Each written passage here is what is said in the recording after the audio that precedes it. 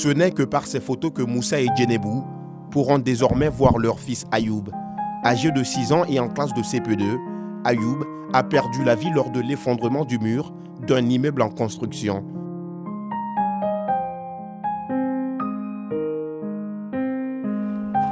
C'est lui qui est là, son petit frère qui est là.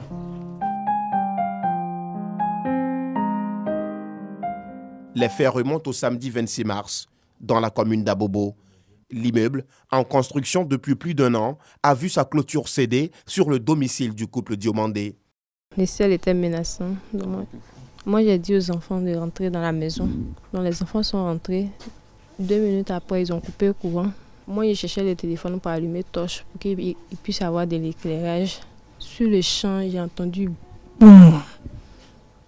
Donc, quand j'ai entendu boum, pour moi, peut-être c'était en haut de l'étage. Là, c'est sur nous-mêmes que ça tombait.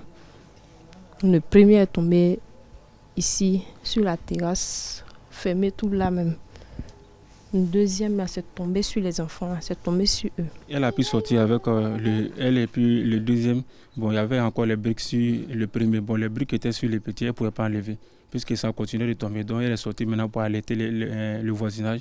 Donc, c'est les voisins qui sont sortis maintenant et ils ont appelé les sapeurs-pompiers maintenant et puis la police. Maintenant, ils m'ont appelé. Puis, j'ai pris la clôture pour descendre, pour essayer de, puisque tout ici, là, il y avait les briques, pour essayer de débarrasser la route pour pouvoir forcer, pour rentrer dedans, enlever les briques pour pouvoir faire sortir l'enfant. Mais lorsque j'ai enlevé les briques sur lui, bon, il était tellement gravement blessé, il avait commencé à saigner et puis il est resté dans ma main puisque les voisins avaient déjà appelé les sapeurs-pompiers. Donc l'enfant est resté dans ma main pendant 15 minutes et puis il a rendu l'âme.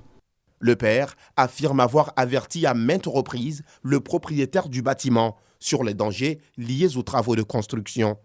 À chaque fois quand il venait encaisser le loyer, je lui montrais les dégâts pour dire qu'il n'y a pas de poteau, ça peut couler du jour au lendemain. Oui, puisque voilà, oui, une clôture qui était en haut, il n'y avait pas de poteau pour pouvoir bien saisir ça. Bon, il n'y a pas eu de réaction jusqu'à le drame est survenu maintenant.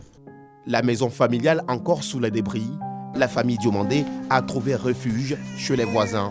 Les effondrements d'immeubles sont devenus légion à Abidjan.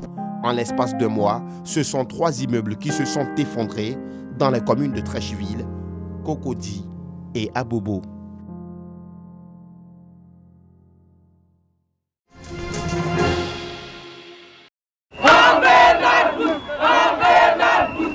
Chaude ambiance au centre hospitalier et universitaire de Treichville en ce début de matinée du lundi 28 mars.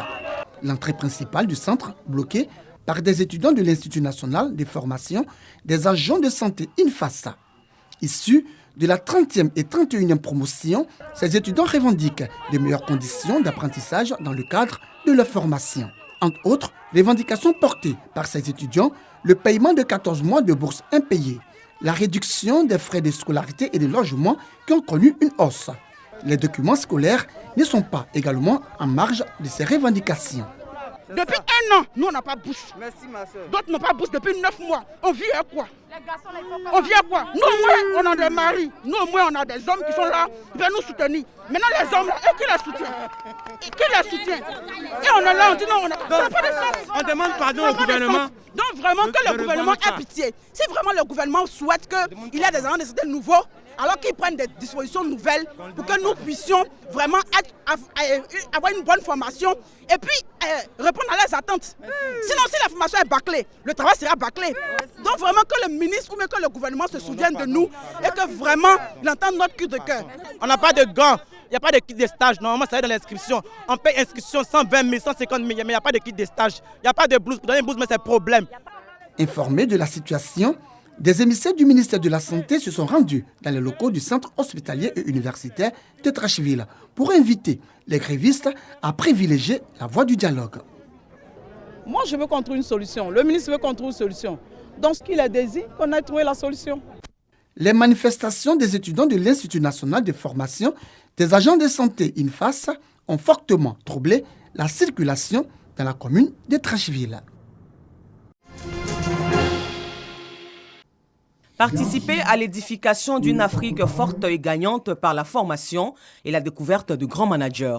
Le Conseil international des managers africains, anciennement appelé le Club des managers africains, en a fait son credo. L'organisation soutenue à sa naissance en 1986 par feu, le président Félix Houphouët-Boigny distingue les plus méritants. 2 fois dans l'année, dans le cadre du forum et de la conférence annuelle, nous organisons justement ces rencontres. C'était un dîner de gala pour quand même honorer certains des managers africains. Comme j'ai dit, susciter le partenariat sud-sud et surtout aussi le patriotisme économique. En présence de plusieurs autorités, le Niger, le Togo, le Cameroun et la Côte d'Ivoire ont été dignement honorés à cette 36e édition du CIMA. C'est avec un grand plaisir que je reçois le trophée qui m'a été destiné à cause du travail que nous accomplissons à l'endroit des femmes et des jeunes au Niger dans le domaine de l'accompagnement entrepreneurial, l'inclusion financière, l'inclusion numérique. Ces femmes et ces jeunes doivent comprendre que dans la vie, il faut se battre. Je tenais à remercier le Conseil international des managers africains qui a bien voulu reconnaître mes compétences et surtout me distinguer. C'est beaucoup d'honneur. L'œuvre du directeur général du port autonome de Douala plaide pour recevoir de tels prix. Ensuite, je crois que c'est une certaine interpellation à aller de l'avant. C'est un honneur pour moi et pour toute la CNPS. Je félicite l'ensemble des agents de la CNPS qui, tous les jours, nous permettent d'avancer. Je remercie aussi l'État de Côte d'Ivoire et à sa tête le président de la République pour la confiance placée à la CNPS depuis plusieurs années. Le CIMA, Conseil international des managers africains, se veut un groupe de réflexion qui participe aux efforts de développement des pays africains. Le prochain symposium se tiendra en juin prochain au Cameroun. Le CIMA a pour credo le patriotisme économique. Les ingénieurs de Côte d'Ivoire veulent apporter leur pierre à l'édification d'un secteur privé fort. L'Ordre des ingénieurs de Côte d'Ivoire invite alors un collaborateur du Premier ministre pour les éclairer sur le programme des champions nationaux lancé par le gouvernement.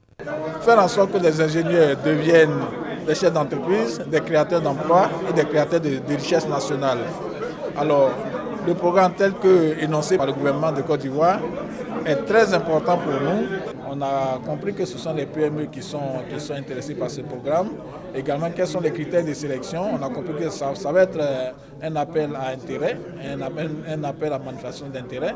Et toutes les entreprises qui désirent y postuler peuvent soumettre leur dossier de candidature et passer le processus de sélection.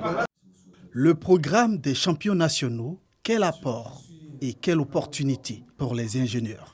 Un thème qui a retenu 3 heures durant l'attention des ingénieurs et chefs d'entreprise présents à cette conférence. Nous souhaitons quand même que de tels échanges se répètent et qu'à l'avenir, plus d'entreprises participent. Nous avons quand même noté tout ce qui est mécanismes et qui seront mis en place quant aux critères de sélection. L'Ordre des ingénieurs de Côte d'Ivoire entend faire une tournée de sensibilisation pour permettre aux membres de s'approprier le concept de champions nationaux.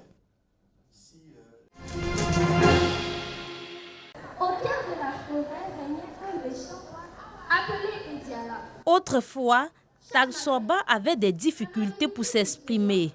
Depuis qu'elle fréquente la bibliothèque des livres pour tous, s'exprimer aisément en public, un exercice que Tagsoba décide d'expérimenter à l'occasion de la Journée mondiale du conte. Depuis que je suis arrivée à la bibliothèque, je me suis améliorée en dictée.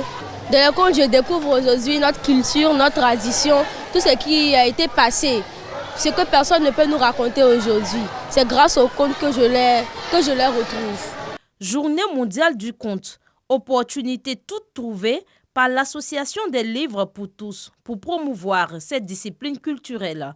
Elle est à sa 2e édition. À partir de nos bibliothèques, nous développons des activités d'animation qui sont basées sur la lecture, l'écriture et ensuite vous allez voir les contes et tout ça pour inciter les enfants à aimer d'abord le livre et puis à pouvoir lire comme il se doit. La Bibliothèque des livres pour tous, en collaboration avec Making Waves, recueille des contes à travers la Côte d'Ivoire, les enregistre et les diffuse. Et pour nous, c'est toujours un honneur de s'associer à eux pour organiser des événements, démocratiser l'accès à la lecture auprès des enfants de la commune notamment.